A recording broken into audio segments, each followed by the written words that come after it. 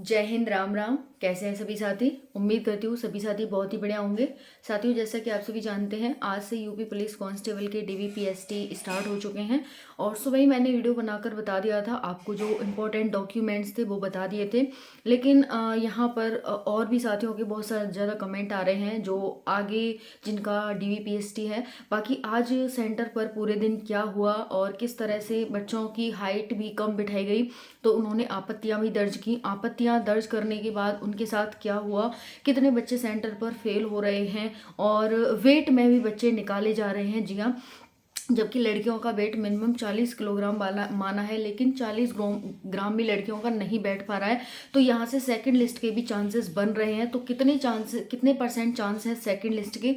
बाकी जो आज सेंटर पर हुआ साथियों, बच्चों को जो डॉक्यूमेंट्स हैं उनको लेकर बहुत ज़्यादा समस्या आ रही है, खास करके आधार अपडेट को लेकर के, और उसके साथ साथ SC ST और OBC EWS के कास्ट सर्टिफिकेट को लेकर के। ठीक है, तो साथियों आज सारी जानकारी इस वीडियो में लेने वाले हैं, क्योंकि आपका कल होगा, परसों होगा, आगे आने वाले जितने भी साथियों का यहाँ पर डीवीपीएसटी है। क्योंकि मैंने आपको पहले ही वीडियो बनाकर बता दिया था, कुछ टाइम पहले ही मैंने एक और वीडियो बनाया था, जिसमें कुछ बच्चों का मेरे पास कमेंट्स आए थे। उस आधार पर मैंने आपको रिव्यू शेयर किया था कि इस तरह से बच्चों का कमेंट आ रहे हैं, तो यहाँ पर इस तरह से सेंटर पर हो रहा है। तो फिलहाल यहाँ पर अब क्या हुआ जो फाइनली, क्योंकि अब मैं शाम को वीडियो बना रही हूँ, तो पूरे दिन की जो आज की एक्टिविटी थी सेंटर पर, वो क्या क्या रही आज हम इस वीडियो में शेयर करेंगे। तो चलिए साथियों, आगे के लिए बहुत ज़्यादा हेल्पफुल है वीडियो को लाइक कर देना, चैनल को सब्सक्राइब कर लेना।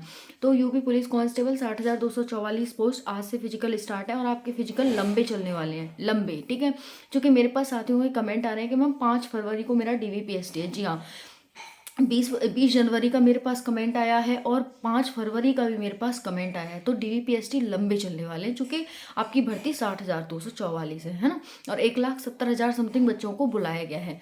अब बात आ जाती है यहाँ पर साथियों कि कई बच्चों का ये डाउट है कि हमारा जो EWS है वो इंग्लिश और हिंदी में है। किसी में भी हो आपका सब चल जाएगा, और सेंट्रल का ही होना चाहिए। जैसे सेंट्रल का ये EWS सेंट्रल का है तो आपको चल जाएगा, कोई दिक्कत नहीं आने वाली है। ठीक है, और दूसरा है यहाँ पर आज मोस्टली लड़कियों का ही हुआ, लड़कों का भी हुआ डीवीपीएसटी, लेकिन मोस्टली लड़कियाँ ही देखी गई सेंटर पर ज़्यादातर। और लड़कियों में वेट की समस्या आई है साथियों, वेट लड़कियों का कम बिठाया गया। जैसे एक बच्ची का एक सिस्टर है, उसका वेट तो 39.5 बिठाया गया, जबकि 40 किलोग्राम मांगा है, उसका 39.5 किलोग्राम यहाँ पर वेट बिठाया गया। तो उसका कमेंट आया था कि मैम इतना कम बिठाया गया मेरा। तो साथियों, अब इस वेट में क्या कर सकते हैं, जबकि आपको बता दिया था भाई वेट आपको गेन कर लेना है। तो जो वीडियो बनाई जाती है वो इसलिए बनाई जाती है ताकि आपको सारी चीज़ों का ध्यान रखना है। जब कह दिया भाई 40 किलोग्राम चाहिए चाहिए, तो फिर आपने क्यों नहीं किया अपना वेट गेन, है ना। तो यहाँ पर अब उनको निकाल दिया भाई, बताओ हैं। तो अब बच्चों को लग रहा है कि मैम जब इतने बच्चे छट रहे हैं तो सेकंड लिस्ट भी तो आएगी, सेकंड लिस्ट के भी तो चांसेस हैं। कितने चांसेस हैं वो भी हम बात करेंगे। ठीक है, तो बने रहिएगा। अब बात आ जाती है साथियों EWS का, सेंट्रल का, और इंग्लिश हिंदी किसी का भी है आपका चल जाएगा। अब कई साथियों का कमेंट है मैम बनवाएंगे कैसे EWS, है ना। अभी कई साथियों ने तो बनवाए नहीं, मेरे पास कमेंट आने के मैम बनवाएंगे कैसे। तो देखिए, बनवाने का सीधा सा सिंपल सा प्रोसेस है भाई। आप अपने डिस्ट्रिक्ट में जाइए, आप अपने तहसील में जाइए, वहाँ पर DM से बात करिए, वहाँ पर अपने लेखपाल से बात करिए, जहाँ पर भी आपका नियर पड़ रहा है डिस्ट्रिक्ट तहसील, वहाँ जाइए, वो आपको सलाह देंगे कि भाई इस तरह से आपको बनवाना है। ठीक है, ओके, क्योंकि हर जगह का अलग अलग वो होता है। हमारे यहाँ तो खैर तहसील में बन जाता है, इगलास हमारा तहसील है तो वहाँ पर हमारा बन जाता है। किस किस का इगलास तहसील है मुझे कमेंट करके ज़रूर बताना। तो हमारा तो भाई वहाँ से बन जाता है। लेकिन आपका कैसा प्रोसेस है, एक बार तहसील में जाकर, तहसील के बाद ही डिस्ट्रिक्ट में, क्योंकि पहले तहसील आएगा फिर डिस्ट्रिक्ट आएगा, तो तहसील में जाकर पता कर लो कैसे बनेगा। अगर आपने नहीं बनवाया तो बहुत बड़ी गलती कर दिया आपने। इसमें आपका आय प्रमाण पत्र लगेगा, जिनका भी 5 लाख से 8 लाख से कम आय है यानी इनकम है, उसका ही बनेगा।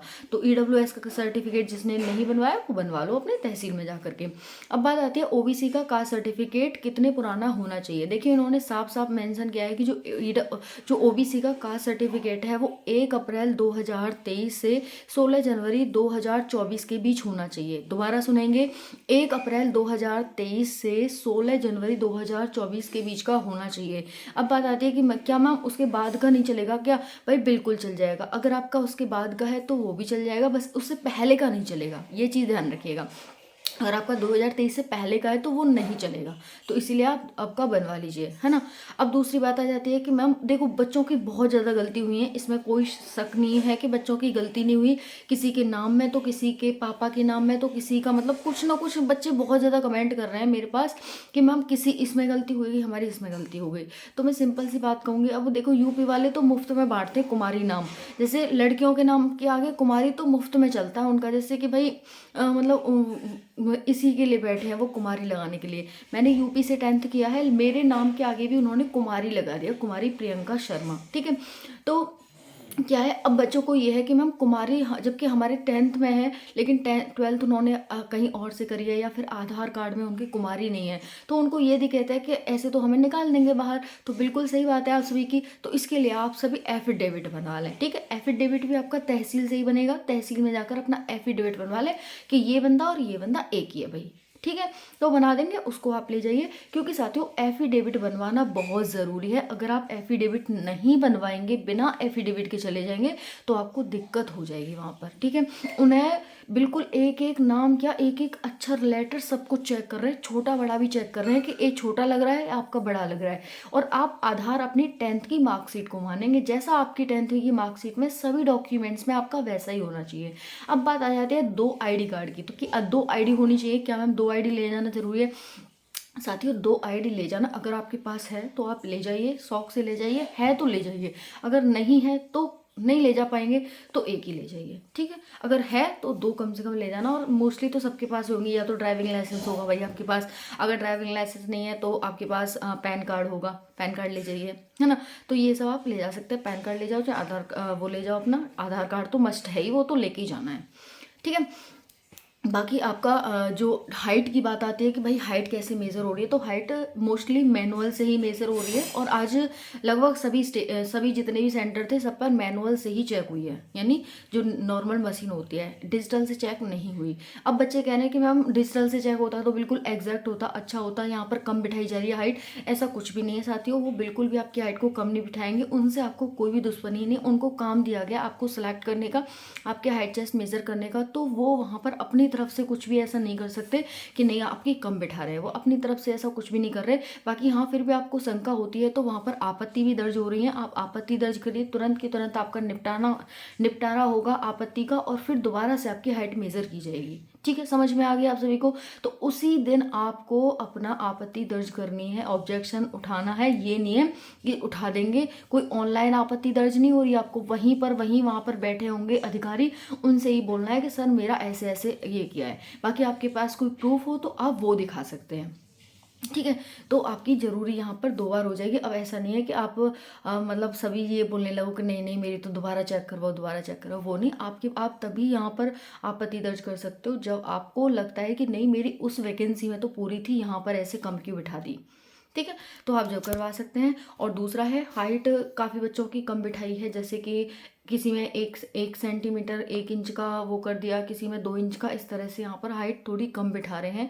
अगर आपकी बिल्कुल एग्जैक्ट 168 सेंटीमीटर है तो थोड़ी दिक्कत आ सकती है, बाकी जाइएगा ज़रूर, ठीक है। राम भरोसे और भगवान भरोसे होगा ही होगा, बिल्कुल होगा, 100% होगा, जाइएगा ज़रूर, ठीक है। बाकी जितनी भी लड़कियां हैं और आगे आने वाले जितने भी बच्चे हैं सबको, बाकी SC ST का जो कास्ट सर्टिफिकेट है वो आपका राज्य का ही होना चाहिए, ठीक है।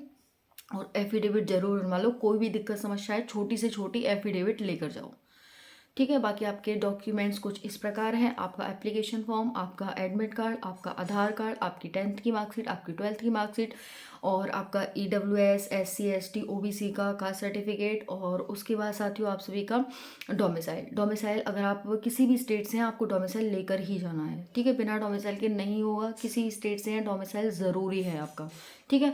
और उसके साथ साथ आपकी पासपोर्ट साइज फ़ोटो, बाकी सभी की 5-5 फोटो का, 5-5 नहीं 2-2 ले जाना, ठीक है।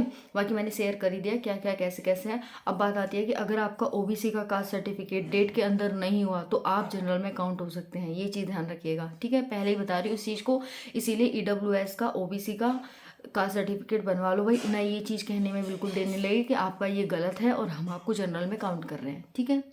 थैंक यू, जय हिंद।